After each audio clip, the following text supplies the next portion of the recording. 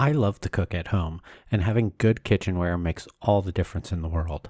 Not only does good equipment make prep and cooking easier, but it makes it more enjoyable. This is why both Joel and I are huge fans of Made in Cookware. Their wide range of cookware, from pots and pans to knives and flatware and even glassware, are designed to be professional quality for right in your home. Joel is a big fan of their knife sets, and I just upgraded all of our stock pots and saucepans to Made in stainless steel ones. This goes along with my many other stainless steel, carbon steel pans that I have.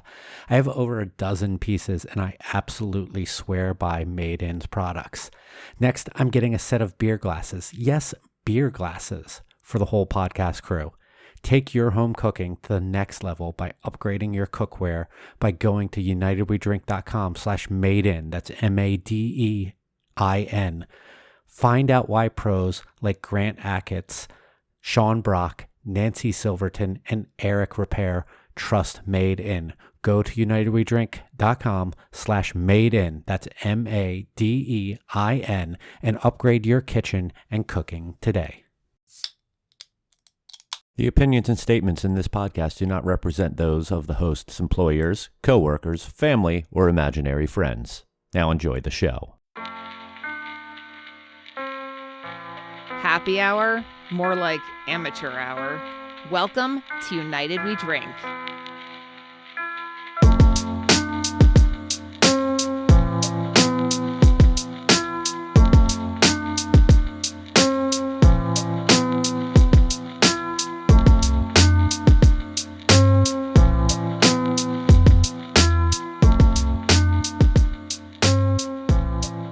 Hello, everyone, and welcome back to the second podcast ever called United We Drink, right here on unitedwedrink.com, as well as Apple Podcasts, Spotify, Stitcher, Google Podcasts, and wherever fine podcasts are found. My name is Mike Urevich, and I have been in this industry for 10 years now, and I feel every bit of those 10 years in my body right now. With us is someone who has also been celebrating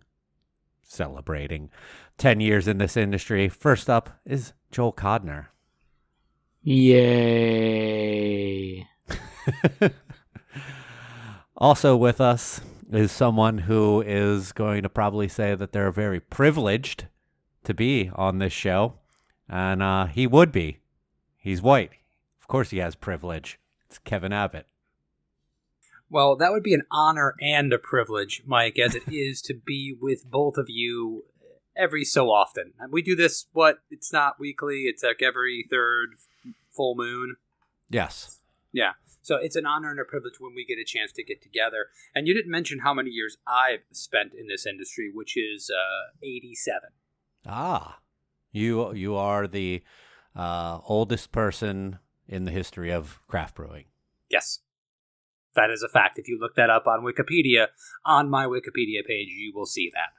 Yes. Are we sure about it? Is Fritz Maytag still alive?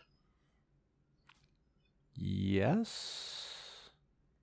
I don't know. I don't want to go into it because I inadvertently said that the Micro Machines guy was dead. I believe on a previous episode of this, and Joel told me that he was not. So I don't like to step in on whether someone's dead or not. Yeah, don't weigh in on that, Mike. Just let that sit. Except for the three of us. I could tell if one of us were dead. That's important. And by the way, if you were listening to this at some time in the future and you want to just go onto our social media and give your random guesses as to who is dead and who is not, please feel free. We will mention them in a future episode. Fun fact, all three of us are actually dead inside. Ah, yes. Just to varying degrees of that. Oh, it's gonna be just with that tone and that comment, it's gonna be a good episode, guys. I got a feeling it's gonna be surly and dark, just the way I likes it. So with that, Joel, are you even drinking tonight? I am having a polar seltzer, cranberry lime, as usual, and I've been off the sauce for a few weeks. Good. Well, that means that Joel is going to be, if he is surly, it's on his own accord. Kevin, what are you drinking? I have a couple flavored seltzers, as I always do. I have a delicious Endless Enigma by Little Barrel. Jesus, this is going to be a tough episode. A little brewery called Barrel of Monks, and then I've got a glass of Canadian whiskey. What Canadian whiskey? The finest of all Canadian whiskeys, that which is brought to us by Kirkland. Ah. I believe from the packaging and what I've read online, it may just be Crown Royal. Which, by the way, not a bad whiskey. I know it's widely available, and I just think anything that comes in a blue velvet pouch is just the best you can possibly buy for your money. It's been known for decades that blue velvet pouch or purple velvet pouch, whatever color that pouch is, I'm means colorblind, so it means thanks for rubbing that in. high class. If Amazing I'm here Beer for has anything, not it's a jumped rub onto in. that. Sorry, Joel. No, sorry, I was just saying that it's Amazing Beer hasn't tried to do the Crown Royal bag thing, and they fucking, do everything else on their goddamn labels. Imagine a fucking slushy beer blowing up in one of those. It'd be fucking fantastic. Well, that would be good because it would contain the explosion to a certain degree, and it would not mess up, your nice beer shelf. Guys, I think we just found a nice new gimmick. Wet sack of shit. The downside is that it doesn't slice open the hand and potentially an artery of the fucking moron who bought the slushy beer. See? Joel's off to a great start.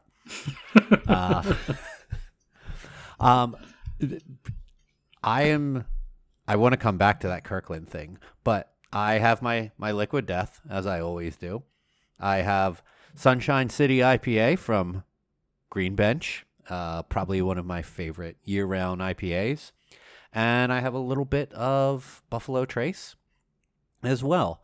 But to go back to that Kirkland thing, I think it was off air when Kevin and I recorded the episode without Joel a few months ago or something, mentioned the tequila from Kirkland, and I think you said something unprompted about it, and my wife bought a bottle of it, and she fucking loves it and thinks it's one of the better tequilas that she's ever had, and it's like half the cost of most tequilas. Well, first of all, most of what I say is unprompted because I don't listen to what you guys say. I actually have both of you on mute, and I'm just kind of talking whenever you stop talking, so anytime anything links up, it's pure coincidence. Secondly, yeah, it's a good tequila. It's not my favorite. I have actually purchased a couple more expensive bottles recently, and not like legacy brands, not incredible tequilas that are well known for being great brands, but more trendy but expensive, maybe not as tried and true. And some of them have been a big disappointment, and I go back to my simple little Kirkland bottle, and I feel good about myself. I also feel smart. One of us has to feel that way out of this podcast. Otherwise, who would listen? You are for our smart people demographic. Well, I am wearing glasses. Actually, all three of us are. Let it go, man. This is not a visual medium. They don't have to know that. Only Kevin is wearing glasses. All right. So, before we get into the main topic, actually, I noticed this earlier today and felt like because we have talked about this on the show from time to time, the whole ordeal of modern times coming to a head. Maui Brewing Company in Hawaii put in a qualifying bid to purchase the company, and it looks like things should be finalized on to whether or not they are going to acquire them or someone else is going to acquire their rights from the bank by mid-June. Maui is a pretty big brewery. I think they cracked the top 50 for the first time this year for craft brewery production. and a purchase of a brewery and its assets, such as Modern Times, would be a big boost to them. And thoughts on that whole ordeal, Joel? That sounds like a lot of shit to buy. And, their new COO, Scott Metzger, Beer Monkey, he works there now, and I would have thought he would have just bought, and this is an inside joke, but I would have thought he would have bought that green Lamborghini long before he bought another goddamn brewery. There is a lot of stuff to buy. Apparently, I don't have it right up in front of me. I think it was $7 million or something is the qualifying bid to purchase all of Modern Times. Jesus. Who I guess a few years back during their expansion valuated themselves at $1 billion for crowdfunding. So, yeah. Oh, how the mighty have fallen. Valuations are legendarily accurate. So I do want to make this mention that Barrel of Monks is now, and Oddbreed together, of course, evaluated right now at $3.5 trillion. So if anyone wants to step in, it's been evaluated by independent me. I did it. I wrote it. I am independent. I'm not accredited, if that means anything. Funny, I know we did talk on the Modern Times thing recently, and this is new news, obviously. I don't know a lot about Modern Times as a brewery. I've only had a couple of their beers. I don't know a lot about Maui as a brewery. I've only had a couple of their beers. So none of this really hits home for me because they're not two brands that I identify with or know a lot about. I will say that it's interesting that a brewery that was having financial difficulties is even the value in the name being $7 million seems possibly odd to me. If they're not able to, if they had this great expansion and then had to pull back so much and then been losing money, and it's a possibility it could even be a little bit overvalued, even though it seems absurd if we were talking about the beer industry from 5 years ago, but it's not the beer industry from 5 years ago. That it is not. Yeah, just to confirm, $7.62 million is the Maui bid that is currently the top bid for purchasing Modern Times. I saw just one of those bank loans was like $13 million. Yeah. Fuck. It's fucking, yeah. The 3 loans that they defaulted on came out to $12.9 million. Wow.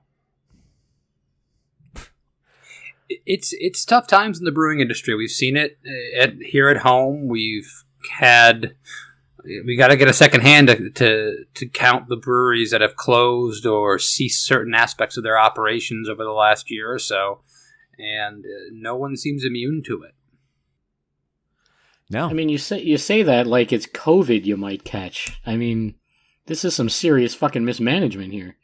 I mean, I was almost going to reply to what you said earlier about going through hard times or whatever. I mean, this is self-inflicted. This is too much expansion, too fast, too many locations, dipping their fingers in too many fucking pies with coffee roasting and all this other shit. I mean, it just time after time, I keep seeing these breweries just getting into way too much shit. And it's like, can you just focus on your fucking beer? Just pick 2. Pick 2, pick 4, and just make them really well. It works for Panera. Like, I can't get a fucking coffee, like, literally anywhere else. Modern I can get a fucking beer literally broccoli anywhere cheddar else. soup and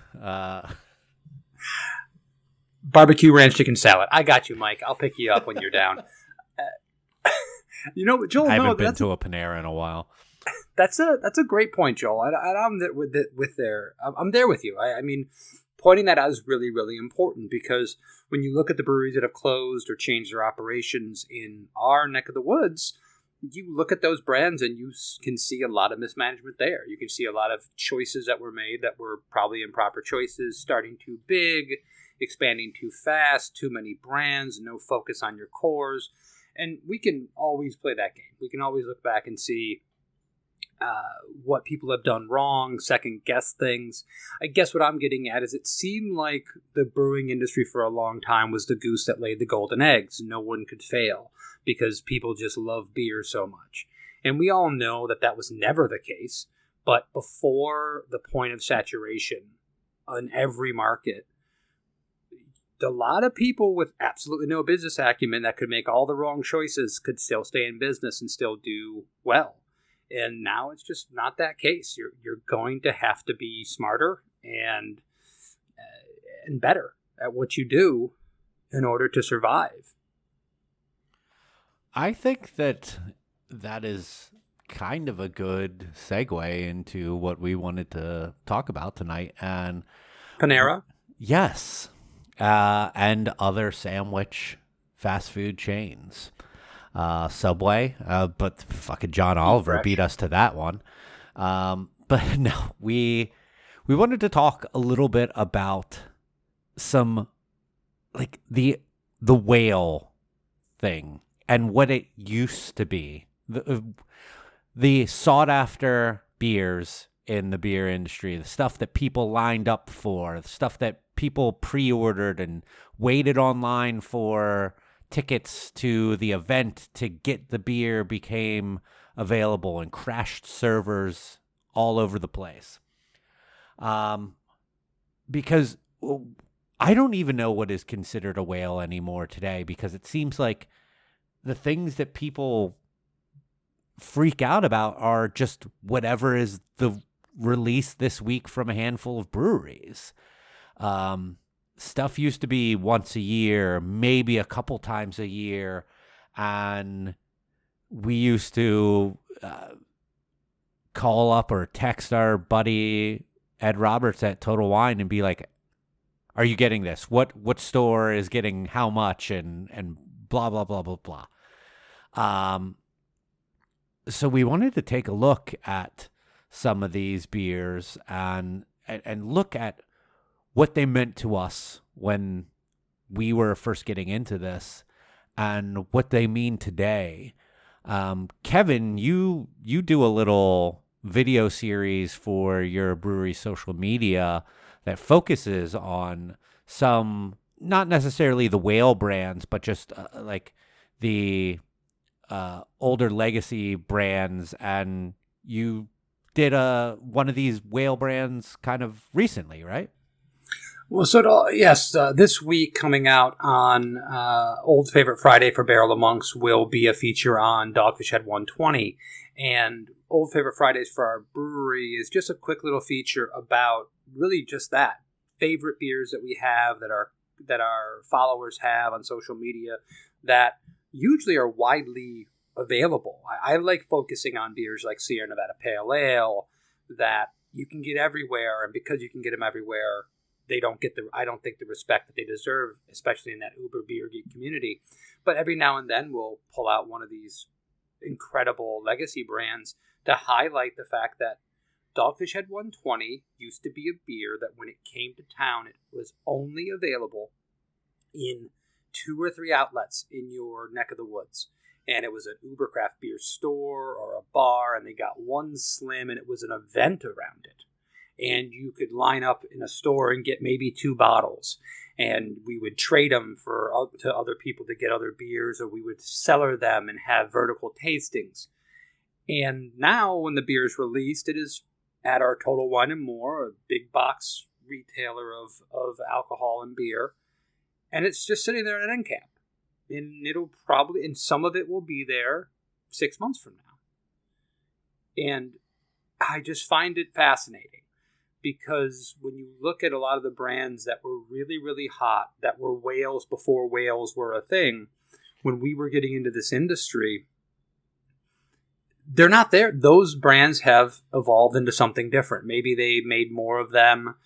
or they ceased operations or what have you, and they're not looked at the same way. And they're great beers, but they're not as sought after because they're not as rare. And that's the mentality that we have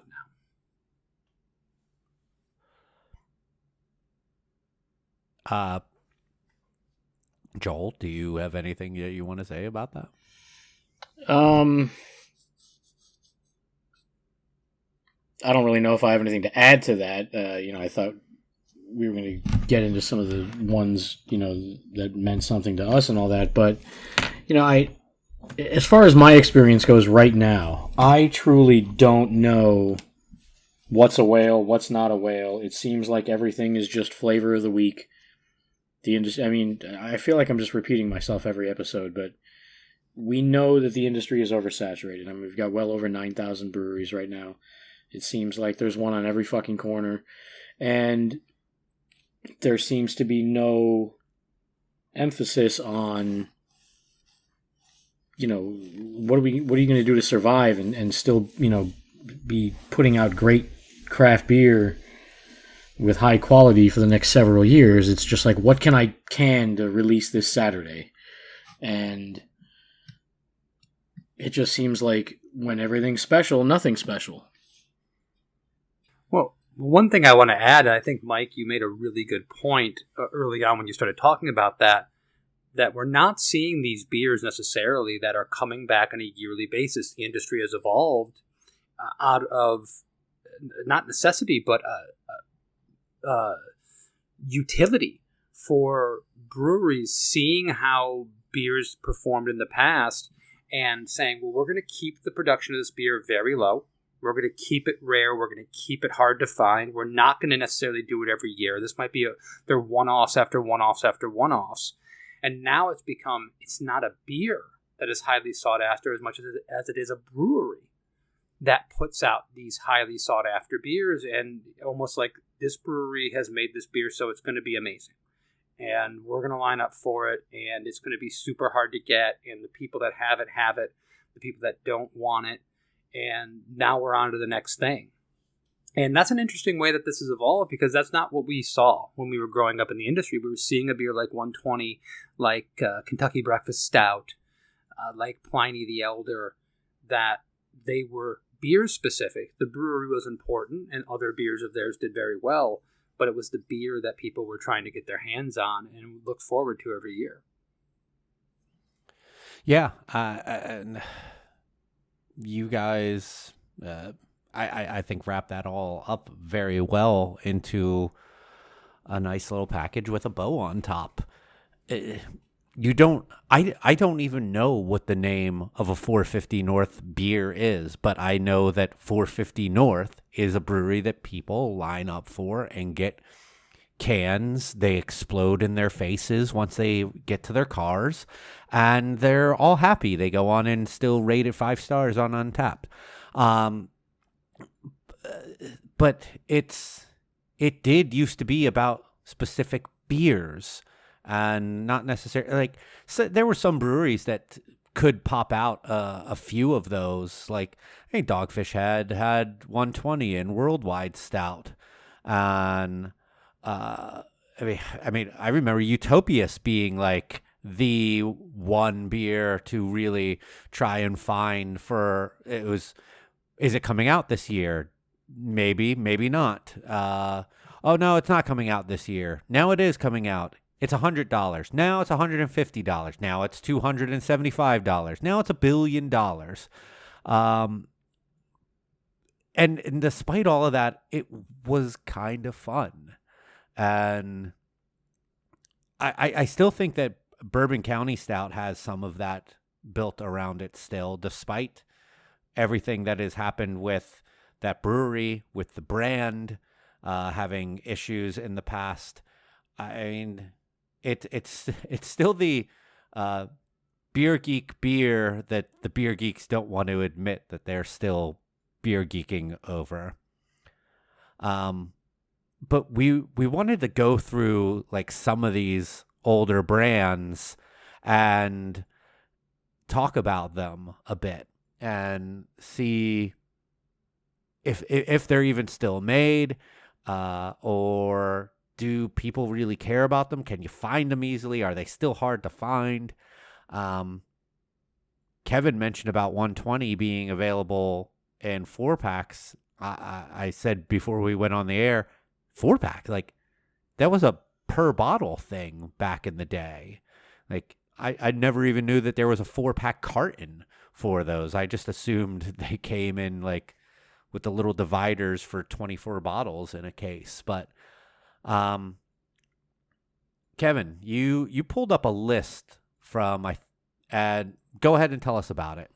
So I pulled up a list from Beer Advocate that this says online that this is from 2010, and it is the top 100 beers from that time period. Before we get into this, though, I mentioned Dogfish Head 120. I mentioned Kentucky Breakfast Stout. I mentioned a couple things. Mike, you threw out some beers as well, like Bourbon County. Joel, do you have any beers that immediately come to your mind when you think about the whales before? And by the way, I do want to say, I hate the frickin' term whale. I hate it with a passion undying. I hated it when I first heard it. I think that it's childish. But anyway, these sought-after beers, do you have anyone that stick out in your mind, Joel? There's a few for me. I was really heavy into trading around 2011 or so, 2012, and I was very present on the Beer Advocate forums looking to trade things, and I would keep a list of like all the things I wanted, and then also everything I had available to trade. And it was almost primarily Imperial Stouts I was looking for, and it wasn't like today where every Imperial Stout is a fucking dessert. These things were definitely chocolatey and coffee-like and having all of those flavors, but there were very few without having those things in them. What's that? Without having those things in them. Right.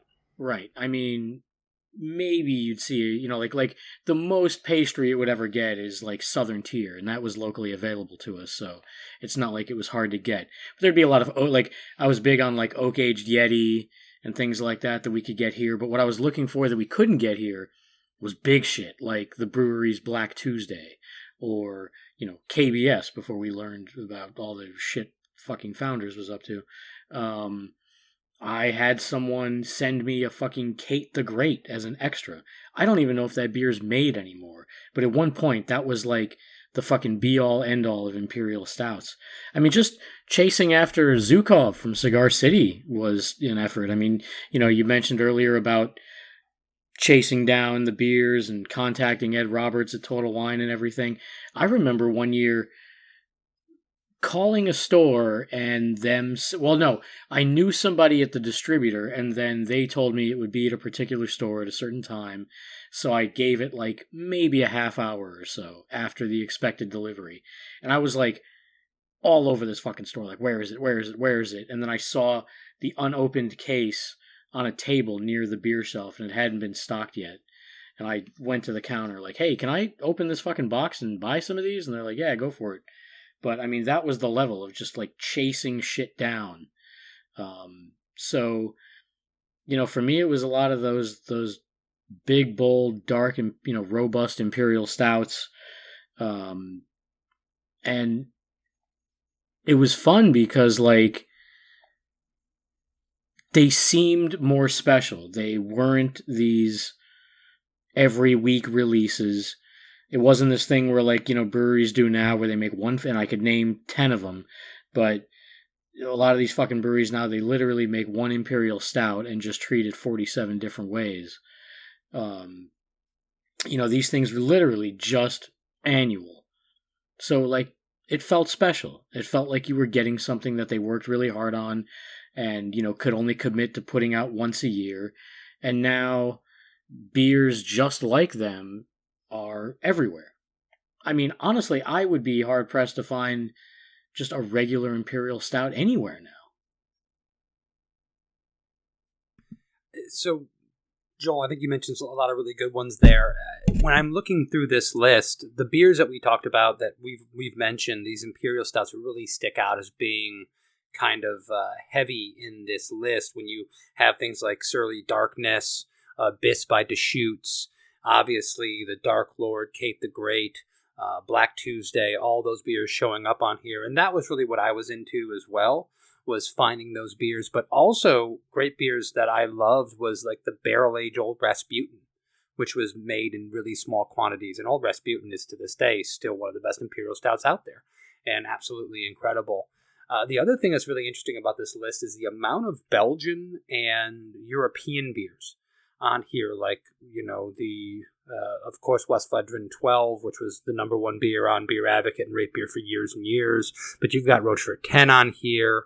You've got St. Bernardus App 12 is the number 11 beer in the world for that year. And it's shocking that those beers are up there. Now, I have not checked out this list currently. Obviously, this list, people are checking in on these beers all over the world. Beer Advocate? This is Beer Advocate. Okay, this is their top 100 from 2010. 2010, exactly. So I haven't looked at what those would look like now or what Untapped is showing, but I would guess that a lot of these European beers are way down on this list.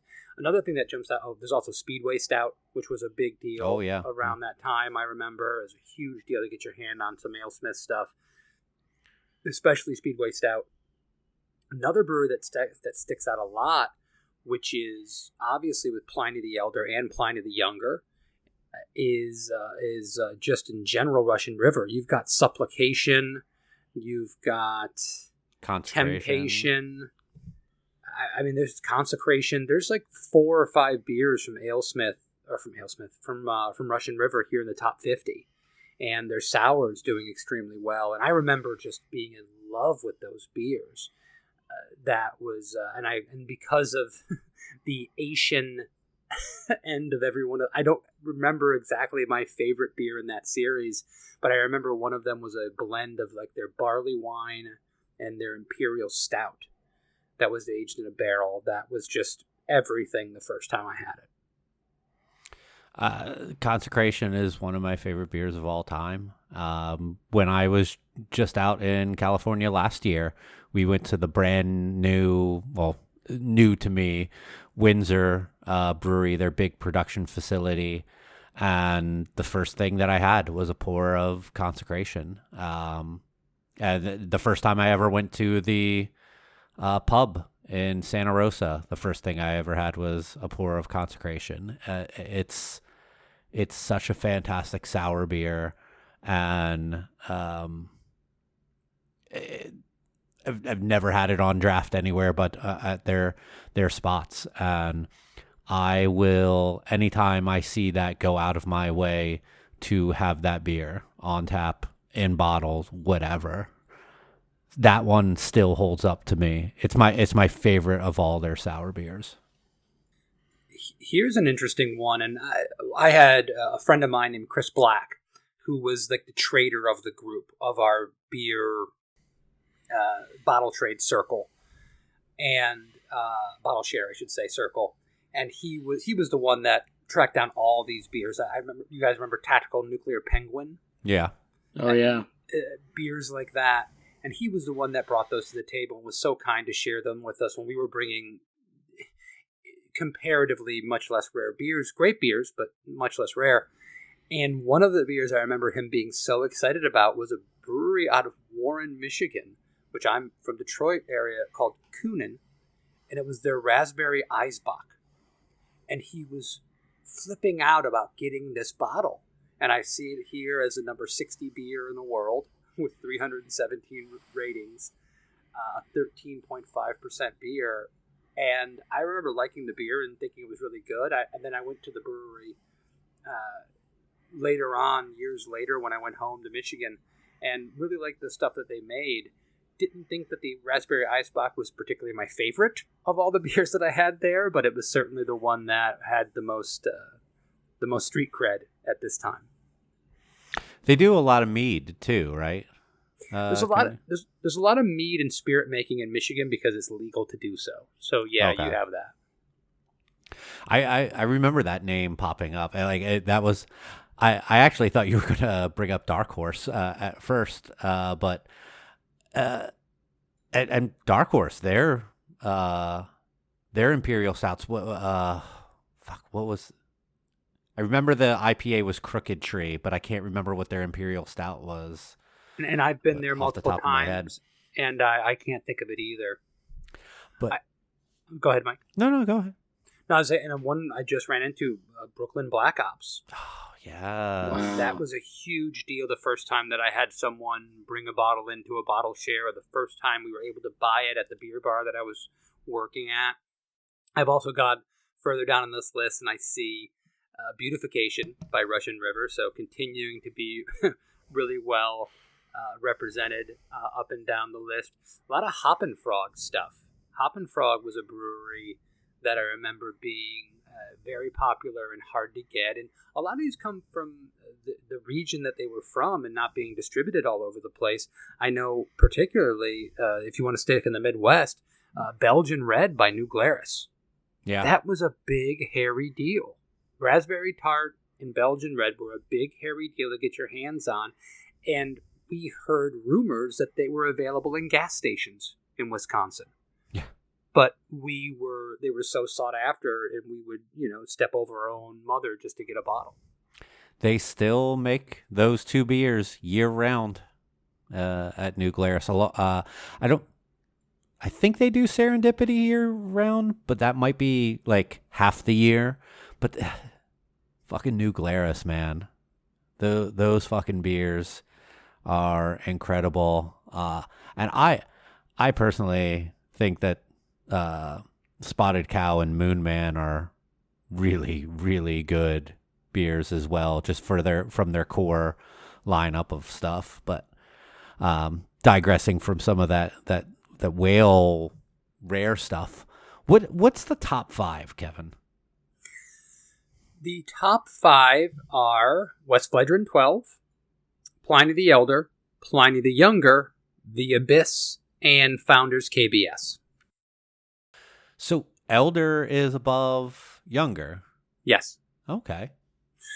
I think a lot of that also has to do, by the way, their scores are 4.5 and 4.49. And they also have, 1,500 reviews as opposed to 492.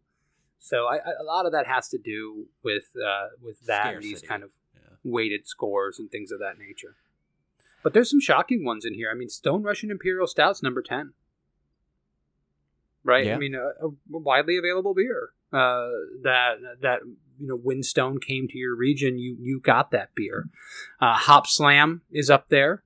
Hop Slam was a big, big deal the first time I got a Hop Slam and got my hands on one of those down here. There's some really interesting ones in here that, on both sides, Peche Mortel from Dune de Ciel. Man. Yeah. What a great beer. Might not have been in the category of beers we're talking about, but an incredible beer for the style. That was right up Joel's alley when he was looking for those Imperial Stouts, yeah. And it was available here at Total Wine, but man, so good. I guess I may be a little bit, I'm 40 years old now, and I remember when my dad was 30. I remember thinking, man, he's really set in his ways. He likes the music he liked when he was younger, and he likes the drinks he likes and the food he likes. And I'm now 10 years older than that, and I realize that I have to have preferences and biases towards the past, because that's just nature. That's human nature. I try to be open to new things and give everything its due. But I would guess if you look at the same list now, which I guess would be pretty easy to do right now, but I'm just not going to do that. But if you were, my expectation is that you would see a lot fewer of these great, stable, amazing beers up in that high top 20 situation, and you'd see more of the fly-by-night, once brewed kind of beers. And I think that's an issue. I think it's an issue for our industry. I love the fact that St. Bernardus App 12 and Westy 8 I mean, Sculpin IPA is number 17. You know, there's beers here that are not the rarest beers in the world. Trogs Nugget Nectar, number 24. Eyinger Celebrator Doppelbock, number 25. We're talking about good beers that deserve their due as being compared with some of the best beers in the world, even though they're made and widely available. And, you know, one funny thing about the special aspect of them, and I don't know or don't remember how many of the ones you just mentioned it applies to, but if I recall correctly, I feel like most of the special whale type beers were in much larger formats, you know, 22, 750s. Yeah. You know, For sure. It would stand out on a shelf. You know, you would see a whole bunch of like Sierra Nevada stuff together, and then like, holy shit, there's the Sierra Nevada 30th anniversary Imperial Stout and barley wine. It felt like there were very few. I mean, obviously you have like, and these were, you know, fucking whales back then, but like Hop Slam, 120, KBS. I think like those are probably the three I can think of that were in 12 ounce. But like, you couldn't always buy the whole pack either. Like when you guys were talking about 120 before, I haven't bought a 120 in years, but the few times that I did annually when I would find it, it was always one bottle at a time, either because the store was controlling it that way or it was just all there was. Yeah, I think you bring up a good point as far as format sticking out, and we all know from being in the industry, the 22 to 750 bottle is dead as the dodo. There's not many people doing those bottles, and they're hard to move. I mean, I have a brewery that produces beers that are sought after on Untappd. They get these high scores, but they're in 750 bottles often, and they end up having a hard time selling those to distributors. I'm looking at the current top rated beers on Beer Advocate, and like looking at the top 50 is a bunch of what? Oh, okay. Westy 12, the number one rated beer in the world in 2010, is 49. Yeah. Now, the highest one of like these beers that we've been talking about is like Pliny the Younger is 13. So kind of what I was saying is what I suspected is actually the case, right? What? Where these legacy brands are way down and we're not seeing as many year-round releases yeah. being up there. Yeah. My knowledge of this culture was really a time and place for me because it was a short period of time where I was not in the industry. And by the way, I'm sure there's plenty of people in the industry that stay in this culture. But I feel, and my experience and the experience of my friends around me and my colleagues, is that once you start making beer for a living, a lot of this fawning over the what have you done for me lately beers kind of goes away because you tend to learn to appreciate great beer in a different way. So my experience with this class of beer really is like a 4 to 5 year period when I was really getting into it. And it's really, some of these beers are absolutely incredible, right? We know that, and they don't kind of get the love and affection that we think that they deserve here. But I remember being a part of a brewery that was literally usurping those beers on these lists. I remember when I was the head brewer at Funky Buddha, when we had 2 of the top 3 brown ales in the world on Beer Advocate. And when we had 2 of the top 4 porters in the world on Beer Advocate. And we had never made a batch of beer over 1 barrel in size. We were hand bottling things in a sink. We had 40 reviews on a beer. And it was now the number 1 rated porter in the world. And we didn't really know what the hell we were doing yet. But they were the number 1 rated beer in the world in the style. And that, at the time, was amazing. I felt so good about that. And now I look back on it and go, that was pretty awful. That shouldn't have been.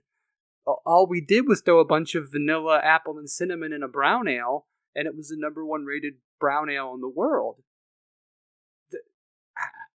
I don't know, man. It's weird to look at these ratings, because it's been a long time since I've even seen this format, and I remember looking at it every day.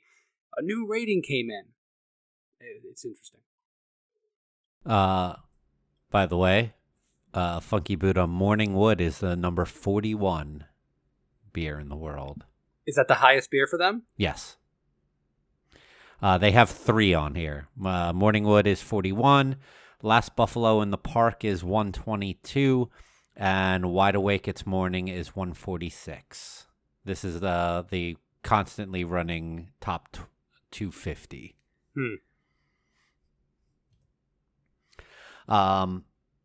It is crazy, and that is a good perspective to see this from, is someone who did some of the passing of these old torchbearers on this list, and it's so incredible to me to see this and be like, there's beers that have never been made again on here. Hunapoo's double barrel aged, like, that's never been made again. Is number 5. The Vanilla Bean Assassin from Toppling Goliath, number 4, only has 109 ratings. But then you have a year-round beer, Heady Topper, that's number 6. But Alchemist, it's like going back to what Joel said, rating breweries. And that was like what people call the original hazy, even though it tasted nothing like a hazy, still tastes nothing like a hazy. But it's fucking weird, man. The industry has changed a lot, right? What people are into, and these are the tastes change. They change over time. The styles of beer people are into, and what they're looking for. And every brewery is trying to sell themselves, and we come off often as being a little bit curmudgeonly. We're old man yelling at a cloud. Yeah, a little bit set in our ways. I want to reiterate, this is where the industry has gone, and I begrudge no one for their preferences and the kind of beers that they like. I do a little bit.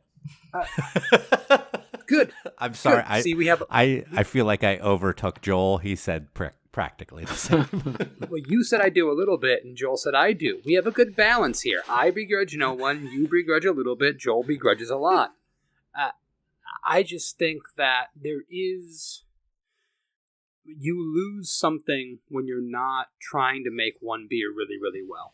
From a brewer's perspective, you lose something when you're making every beer as a one-off. And no matter how good you are as a brewer, and I know some good brewers. I have one who's on this podcast right now. I have another one that's not on this podcast right now. That's hopefully listening to this, Ralph. And I know that the first time out of the box, they're going to make a really, really good beer. But there is no doubt that after they make that beer 10 times, it's going to be amazing.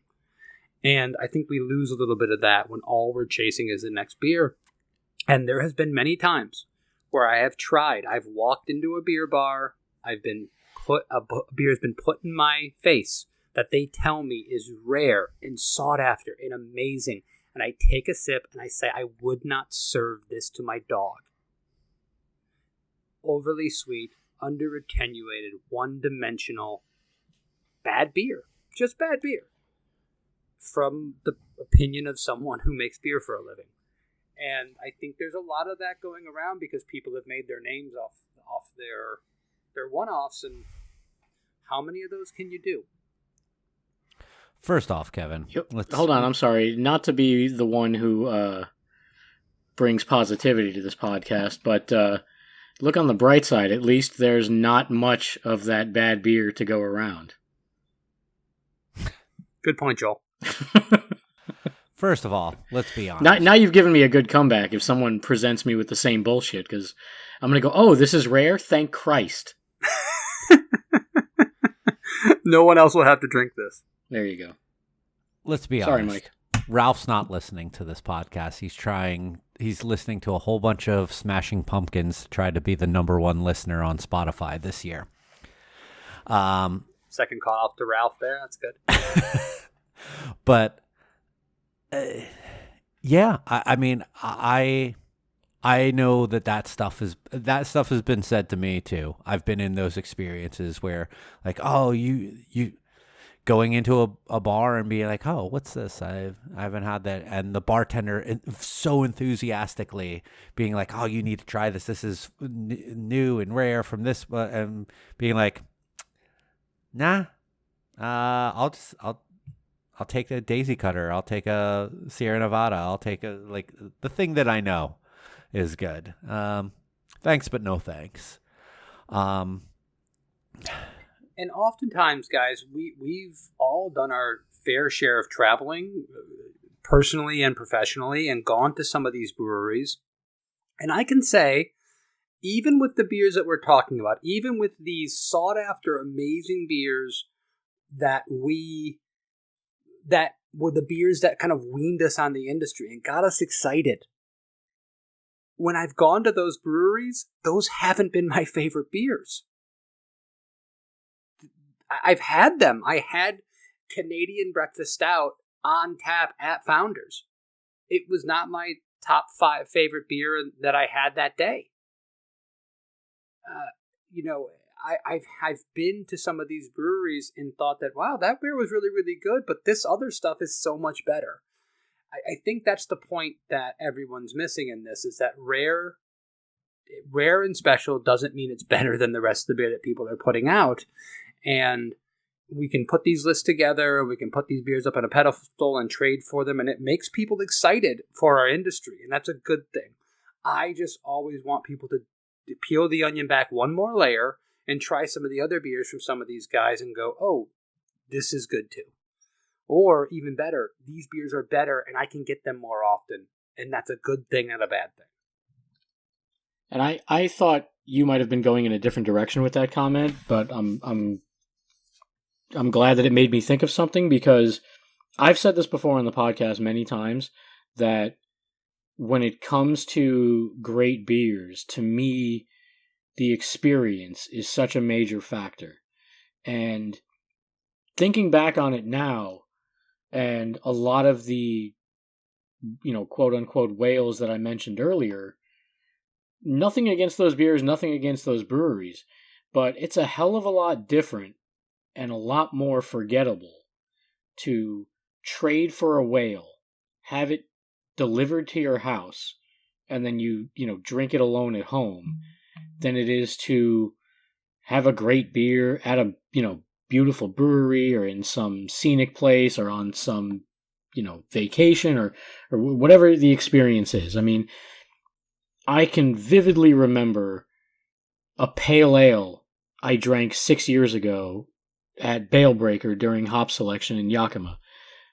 I honestly couldn't tell you anything about Black Tuesday except it was thick. And I mean, no disrespect to the beer. I remember enjoying the shit out of it. But to me, it's so much more about the experience, and I would rather chase experiences than breweries or beers themselves.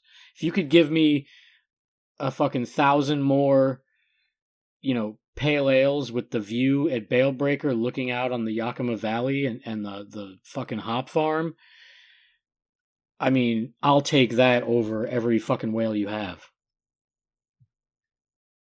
I'm with you there, Joel. Like, to me, a good solid beer in a setting, like I can think of like the most scenic breweries that I have been to, and just they will just be seared into my brain for all time. Like Jester King sitting out on their farm and having beers was incredible. Pelican Brewing in Pacific City, just literally sitting on the beach of the Pacific coast and looking out at the ocean, having a beer, and fantastic beers at that. I do think that there's something lost in all of that, just trying to obtain what someone stood in line for in an industrial park in fucking Ohio for 2 hours to get. Now you're having it in your 1-1. I'm being facetious, but there's experience to this, and I tend to be. I'm glad that Joel brought this up, because I feel like Joel doesn't always look at beer in the artistic form that I like to, because I think that not only the beer's flavor and look is important, but the setting in which you enjoy it in, and having a beautiful tasting room, and if you're lucky enough to have a farm, a beach, or somewhere that is incredible to enjoy those beers that people will remember forever. I think those are way more important than just having a flavor of the month or being in the top 50 beers. And one of the things that I wanted to make sure that I mentioned when we were talking about looking back on these beers, and we talked about rarity not meaning quality and the experience, and all those things are 100%. I'm on board with those. The other thing that we want to look at is that I've had the pleasure of having several of the beers recently in this top 10 of these beers from 2010, and I can tell you they're still amazing. They haven't stopped being great. In fact, in some cases, they're probably better. If we know anything about the industry and the breweries involved, they're trying to make these beers better every time they brew them. They're doing their damnedest to do that. And their only sin is being more widely available, and because they're not as rare, people aren't going to rate them as highly. I do not think that we go back to, and you talk about like classic, like a pepperoni pizza.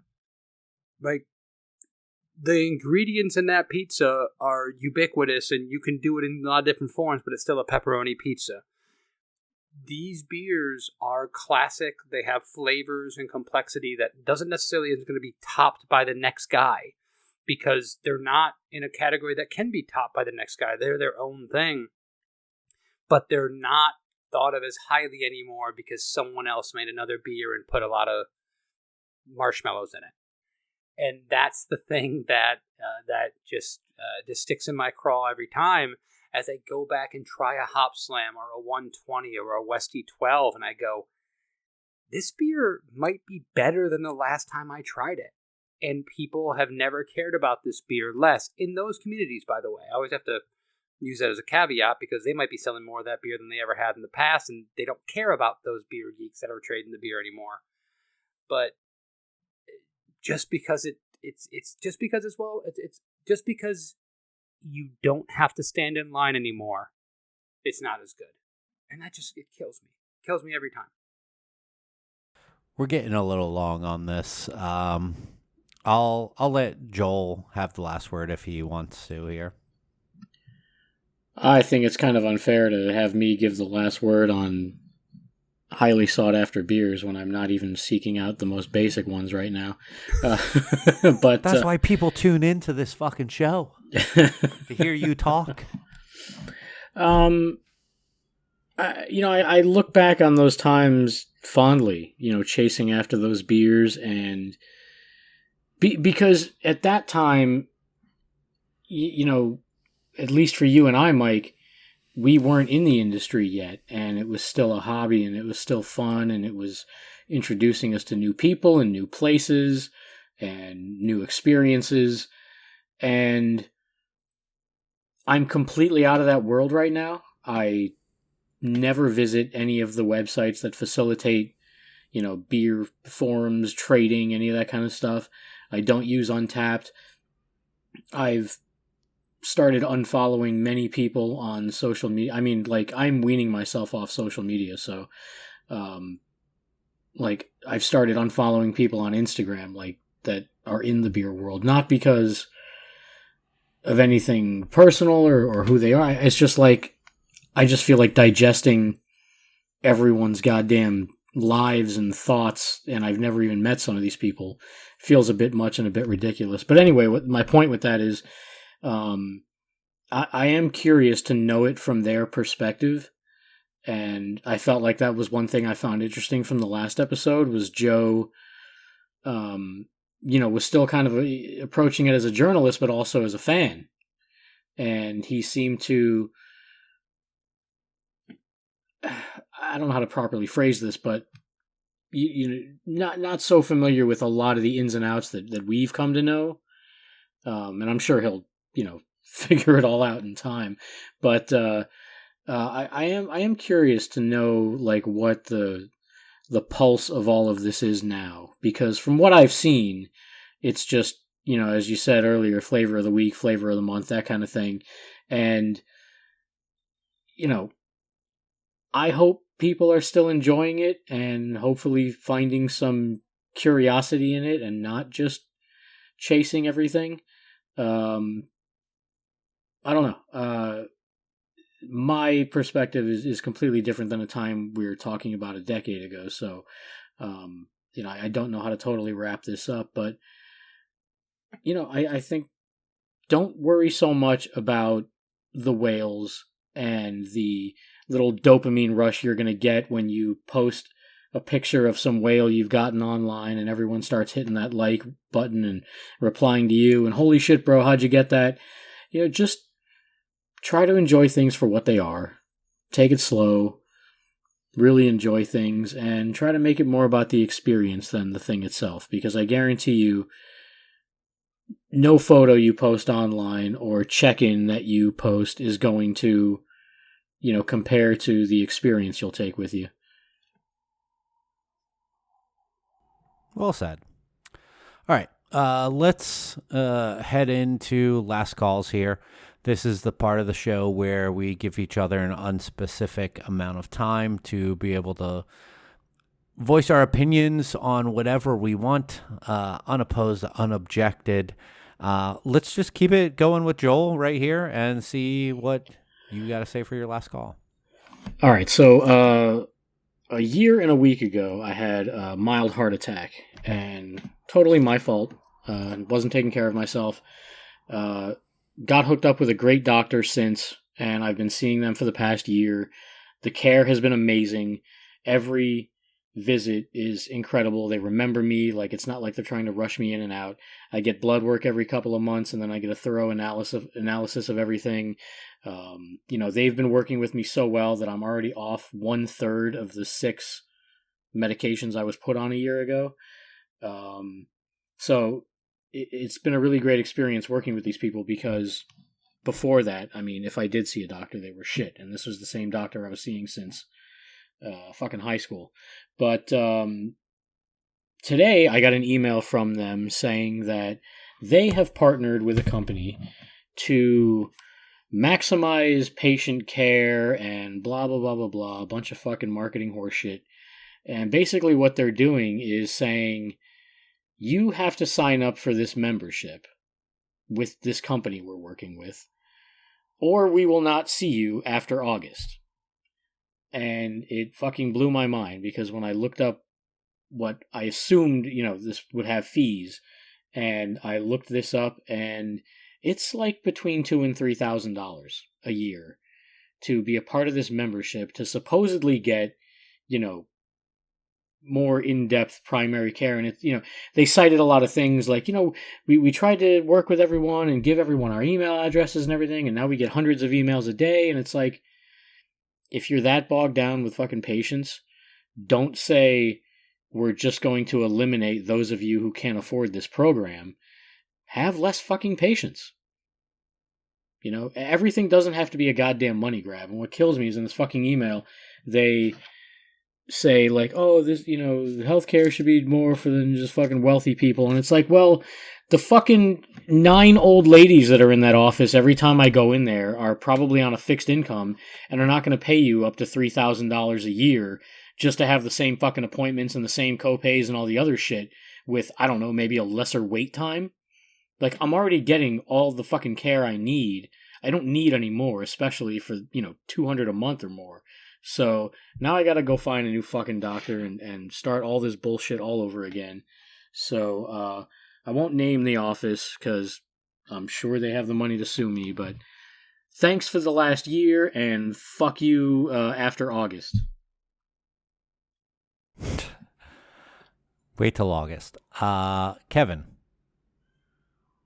I, strangely enough, had a rant about a company that I am now going to put in my back pocket for another time and try to make something positive out of this one for my last call. Talking about whales, talking about these classic beers that we all used to get in line for, nostalgic times. One of my favorite times in the beer industry, before I was in the beer industry as a fan, was going to Cigar City for the release of their Double Barrel Zukov Imperial Stout. And on that day, I headed down with a car full of people, including Mr. Phil Parmigiano, and a menage of people. Yes, including the people on this call. But the one I want to call out is the weird guy who was in the trunk. And the weird guy that was in the trunk was Joel, who was sitting, from my recollection, and Joel, your perplexed look on your face, maybe I missed this, but I remember you sitting in the hatchback of the car for a good amount of that drive, whether it would be there or back, while I sat in the middle seat in the back row of the car with AC blasting on me, hating every bit of that drive, and mostly annoyed, while Casey Phipps was eating giant grilled chicken breasts that he had brought from home. And anyway, that broccoli smelled horrible. Sorry. I still remember. We got down there. We sat in line for a while. It was not 200 people or 300 people. We were one of a small group of people who were standing in line for this beer. We got this beer. We ended up heading home. It's a 4-hour drive or so. And I remember, you know, I knew Mike. I knew Phil. Obviously, I was there. But Joel, I believe that was the first time I ever met you. And whether or not I remember this correctly or it's my own senility, I remember going, man, that weird guy in the trunk doesn't really talk. He just is kind of here.